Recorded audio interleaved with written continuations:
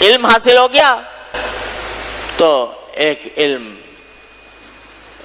کا مظاہرہ آدمی اس طرح کرے کہ اکڑ رہا ہے، دوسروں پر طعنہ زنی کر رہا ہے، دوسروں اپنے مخالفین کو حقیر سمجھ رہا ہے اور اپنے آپ کو بہت بڑا علامہ سمجھ رہا ہے.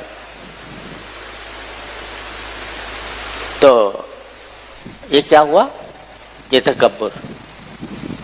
اور ایک آدمی سوچتا ہے کہ یا اللہ میرے پاس تو اول تو علم مجھے حاصل ہی کتنا ہوا، وما اوتیت من العلم الا قلیلا. پوری انسانیت کو کہہ رہے ہیں اللہ تبارک و تعالی ما اوتیتم،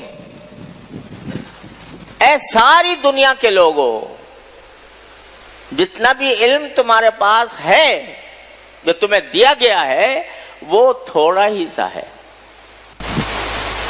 ساری انسانیت کو خطاب ہے یہ ایک دو آدمیوں کو نہیں، پوری انسانیت کو. ارے تمہارے پاس سائنس آ جائے، ٹیکنالوجی آ جائے، تم آسمان پہ پہنچ جاؤ، تم مریخ پہ پہنچ جاؤ، کچھ بھی پہنچ جاؤ، کہیں بھی پہنچ جاؤ، جتنا تمہارا مجموعی علم ہے وہ بھی کیا ہے؟ تھوڑا سا. وما اوتیتم من العلم الا قلیلا. پوری انسانیت کا مجموعی علم بھی جب تھوڑا ہے تو ایک آدمی کا کیا ہوگا بھائی؟ ایک آدمی کا علم کتنا ہو؟ وہ تو قطرہ بھی نہیں. اور وہ سمجھ رہا ہے میں تو بہت بڑا علامہ ہوں. تو یہ جو غلط فہمی ہے یہ تکبر پیدا کر رہی ہے کہ میں بہت بڑا علامہ ہو گیا. ارے بھائی جو کچھ اول تو ہے ہی نہیں تیرے پاس، کیا ہے؟ علم حقیقی اگر کچھ تھوڑا بہت آئے گا تو اس وقت آئے گا جب تجھے یہ پتہ چل جائے کہ میرے پاس علم ہے ہی نہیں. سمجھے اتنا کہ کچھ نہ سمجھے ہائے، سمجھے اتنا کہ کچھ نہ سمجھے ہائے، سو بھی ایک عمر میں ہوا معلوم. یہ بات کہ میں کچھ نہیں جانتا یہ عمر میں جا کے معلوم ہوتا. جب تک علم کا غرہ ہوتا ہے وہ آواز نکالتا رہتا ہے، کھد کھد کھد کھد ہوتا رہتا، بولتا رہتا ہے. اور جب اتنا پتہ چل جاتا ہے کہ میرے پاس کچھ بھی نہیں، جو کچھ ہے وہ اللہ تعالیٰ کی عطا ہے اور جب چاہے چھین لے، مجھے اس کے اوپر نہ ناز کرنے کا حق ہے، نہ فخر کرنے کا حق ہے، نہ اس کے اوپر اترانے کا حق ہے، نہ اس کی وجہ سے کسی کو حقیر سمجھنے کا حق. تو پھر اس کی آنکھیں، اس کا دل جھکا ہوا ہوتا ہے اللہ تعالیٰ کی طرف. نتیجہ یہ کہ اس کی ہر چیز میں تواضع جھلکتی ہے، اس کی ہر چیز میں عاجزی جھلکتی ہے، انکساری جھلکتی ہے. یہ ہے خشوع.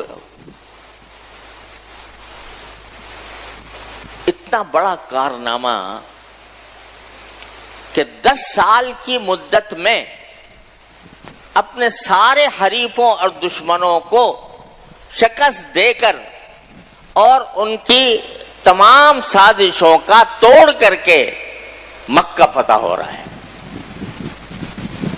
مکہ فتح ہو رہا ہے. کتنا بڑا کارنامہ،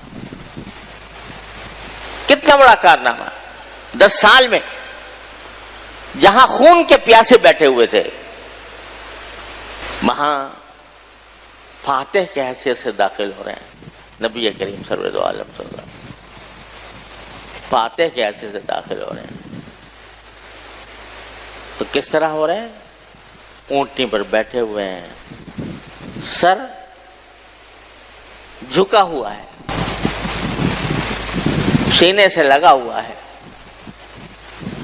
آنکھوں سے آنسو جاری ہے. اور کیا فرما رہے ہیں؟ انا فتحنا لک فتحا مبینا. یا اللہ یہ میرے قوت بازو سے نہیں ہوا، جو کچھ ہوا وہ آپ کے فضل و کرم سے ہوا. یہ ہے خشوع.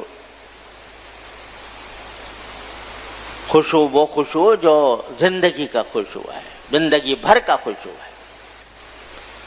اللہ تبارک و تعالیٰ جب یہ بات دل میں بٹھا دیتا ہے کہ بھائی میری حقیقت تو کچھ ہے ہی نہیں، میں کیا ڈینگے ماروں، میں کیا شیخیاں بگاروں، میں کیا کسی کو اپنے سے کمتر سمجھوں. یہ خشوع جب پیدا ہو جاتا ہے تو اس کی چال میں، اس کی ڈھال میں، اس کے آمد میں، اس کے رفت میں، اس کی گفتگو میں، بات چیت میں، ہر چیز میں وہ جھلکتا ہے. یہاں تک کہ چال میں ڈھلکتا ہے تو فرمایا یمشون علی الارض ہونا.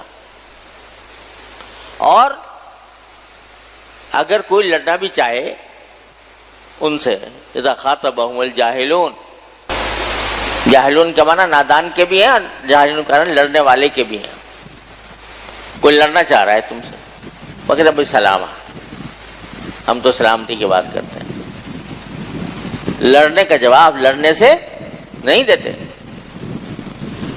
یہ خشوع کے آدمی جس میں خشوع پیدا ہو گیا اس میں اس کو نہ تکبر آئے گا، نہ غرور آئے گا، اور نہ اسے غصہ آئے گا. بے محل غصہ کبھی بھی نہیں آئے گا. اگر غصہ آ رہا ہے بات بات پر، سمجھ لو تکبر ہے تمہارے اندر. اگر بات بات پر غصہ آ رہا ہے تو سمجھ لو تمہارے اندر تکبر ہے، خشوع نہیں ہے.